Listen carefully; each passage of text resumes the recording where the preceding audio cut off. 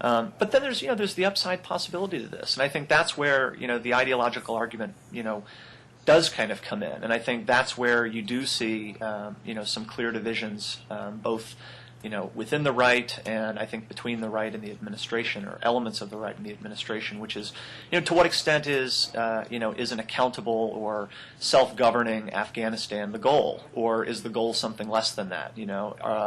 Are we banishing that nasty D word of democracy from our policy debates?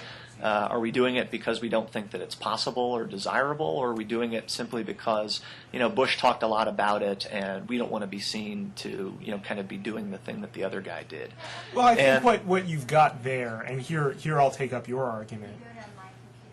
What you're not seeing is people talk about banishing the governance component from Afghanistan. What strikes me as what's going on here is that the administration, and I think fairly and rightly, is recognizing that if there had been no 9/11, the United States would not care at all about the structure of governance in Afghanistan. There would never have been an emphasis from the Bush administration, and this isn't a criticism I'm making of, which is, I think it's fair to say, to the degree that you can use this counterfactual conditional, any reason for the Bush administration to have said, Afghanistan, this country that did not harbor people who attacked us, you ought to be a democracy, and we will devote massive resources to making that so.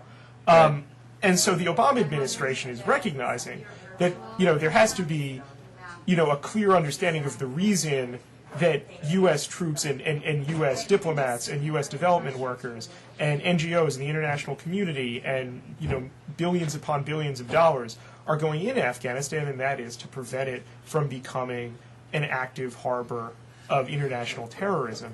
And understanding that if you are going to take that goal seriously and you're going to achieve it, that requires enlisting the population of Afghanistan onto your side, and in order to do that, you have to give them positive reasons to support you and not be insurgents, and that gets you into population-centric counterinsurgency with its governance component, with its development component, with its international component, and I don't see what's wrong with that. I don't see that whether or not the term democracy is used a lot. If the point is that Afghanistan is well governed, there isn't, I think, a reasonable fear of this Afghan army that we're developing deciding one of the officers from its rank is going to march through Kabul and overthrow the government and decide to implement its own rule, and also there aren't aside from the elements that have coalesced into the insurgency, different factions trying to simply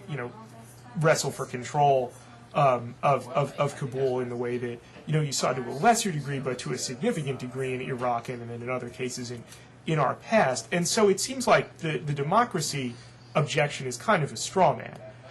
And I wonder why there's so much, if there is really, schpilkes about talking about the administration abandoning the goal of democracy when it seems like there's this rather strong commitment, from what we've seen so far, and that'll be my caveat, of what the strategy requires in terms of governance. Yeah, I guess that's where, right, and this is the argument that I've been making in support of, why, self-government in Afghanistan, an accountable Afghan government is kind of vital to our mission there. And that's putting aside what I think is the most fundamental point, which is that in poll after poll after poll, the Afghan people say that they want a democratic government. They want their government to be elected by them and accountable to them and responsible, for their, accountable to their interests. And right, to which I think the American people would say, that's great, you do that. We're not going to get crosswise with you, but at the same time we're not, putting on this kind of strange facade that says only if you endorse that would we back a governance component. It's rather something that we consider in our interests and a means to achieve our interests.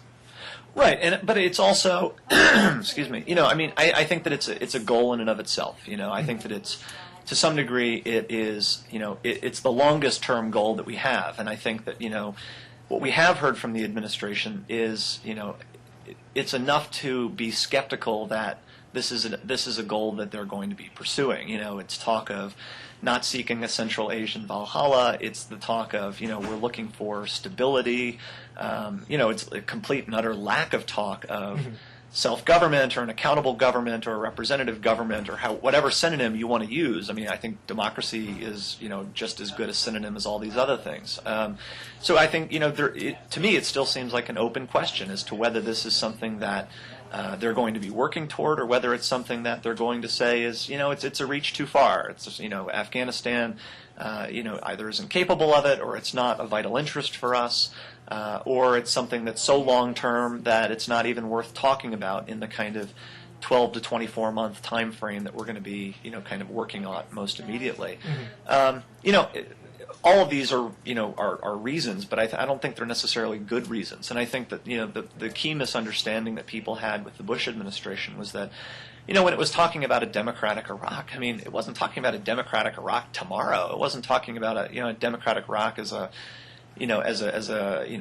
something we're going to see in, next year. I think it was the recognition that if you believe that this is an end goal that, you should be working toward, then you have to work toward it. And, there's an election coming up in Afghanistan, and by all sense, the administration is going to support it. It's going to support the holding of it. It sounds like they're even going to, increase security, so that it can be held under the best possible conditions. Well, then maybe democracy is a goal. So why not talk about it? Why not talk about it as, a critical aspect to our strategy, but also, a good in and of itself, that it, can help sort of consolidate an Asia that is democratizing, that can be a good partner to a Pakistan that, for the first time in a long time has an elected civilian government that, I think is a huge interest of ours in seeing it bolstered and strengthened and not become so weak that once again the military steps in to take care of business. And I think that this is a goal that the administration should not sort of fear talking about.